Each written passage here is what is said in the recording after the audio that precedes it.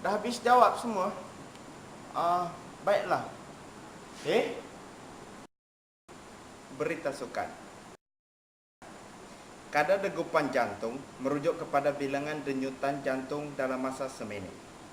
Dalam keadaan normal, kadar denyutan jantung manusia ialah kira-kira 70 kali seminit. Kadar degupan jantung dikawal oleh sistem saraf autonomik dan hormon.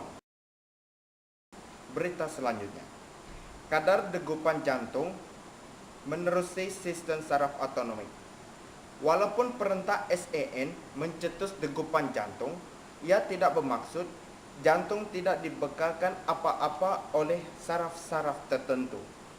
SAN dibekalkan dengan dua set sistem saraf autonomik, iaitu saraf parasimpatetik dan saraf simpatetik. Kedua-dua sistem saraf ini memberi kesan bertentangan kepada jantung. Tapi ingat, ia tidak mencetuskan degupan jantung, tetapi ia mempengaruhi perentak, seterusnya mempengaruhi kadar degupan jantung. Berita seterusnya. Sistem simpatetik. Dalam sistem simpatetik, sepasang saraf spinal yang berasal dari pusat pemecut kardiak akan memasuki SAN. Saraf-saraf ini akan merangsang peningkatan kadar denyutan jantung. Situasi ini berlaku apabila badan kita dalam keadaan stres atau otot mengejut terlalu kuat. Hal ini menyebabkan lebih banyak darah dihantar semula ke jantung. Sistem saraf parasimpatetik. Dalam sistem saraf simpatetik ini, sepasang saraf kromium yang berasal dari pusat perencat kardiak berhubung dengan SAN.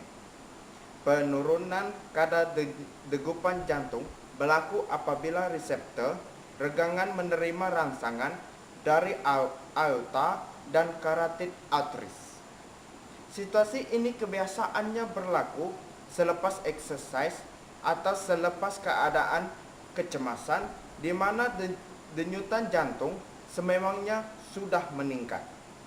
Sistem saraf parasimpatetik berperanan dalam menurunkan kadar denyutan jantung yang laju kepada keadaan rehat.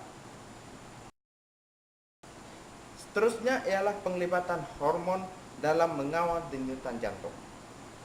Rangsangan kelenjar adrenal oleh saraf simpatetik mencetuskan kepada pelepasan dua hormon, yaitu hormon noradrenalin dan adrenalin. Hormon noradrenalin merangsang kadar denyutan jantung dan pengecutan ventrikular.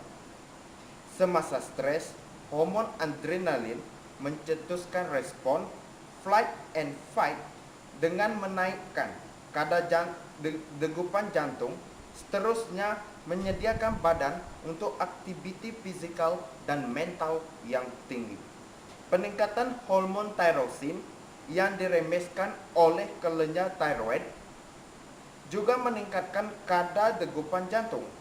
Sebaliknya, kekurangan hormon tirosin boleh menurunkan kadar degupan jantung.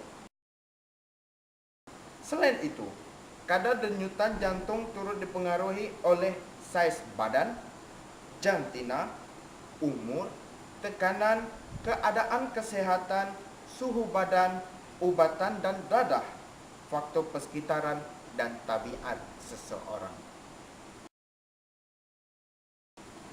Sekian saja untuk berita terkini dari TV3. Salam satu Malaysia.